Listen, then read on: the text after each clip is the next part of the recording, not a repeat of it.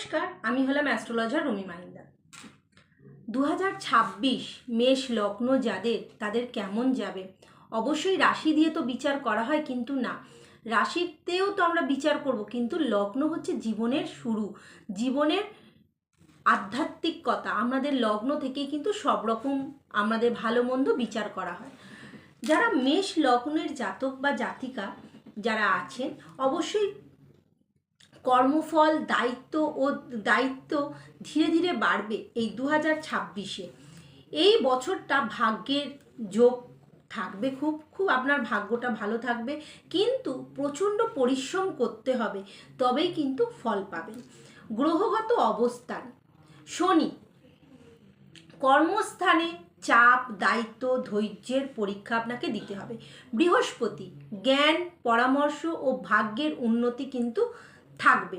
রাহু কেতু মানসিক দণ্ড, হঠাৎ কোনো সিদ্ধান্ত নেবেন না যেখানে আপনার ক্ষতি হয়ে যেতে পারে।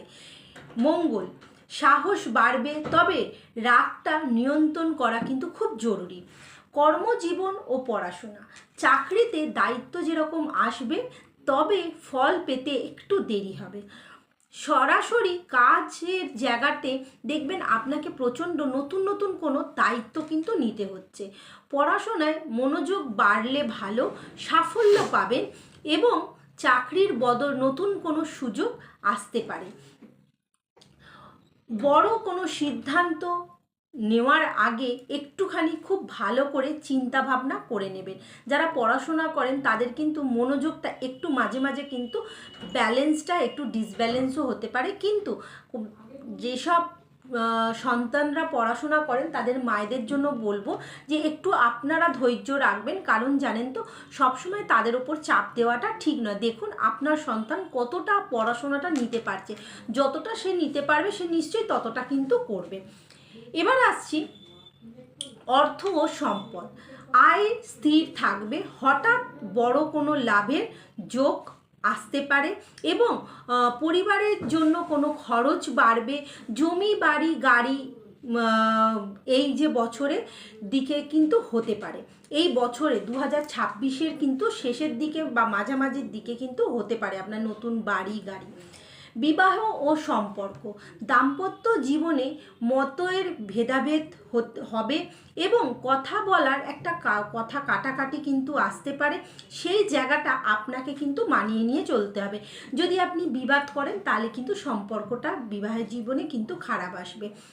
নতুন যারা সম্পর্কে আছেন, যারা ভালোবাসা করছেন, অবশ্যই তাদের বলবো ধৈর্য রাখবেন, বিবাহের যোগ কিন্তু থাকবে, এবং অবশ্যই মনটাকে সবসময় সন্দেহের দিকে নিয়ে যাবেন না, তাতে কিন্তু ভালোবাসার জায়গাটা খারাপ হতে পারে। স্বাস্থ্য আসি এবার। মাথা, চোখ, রক্তচাপ সংক্রান্ত সমস্যা, অতিরিক্ত কাজে ক্লান্ত হতে পারে।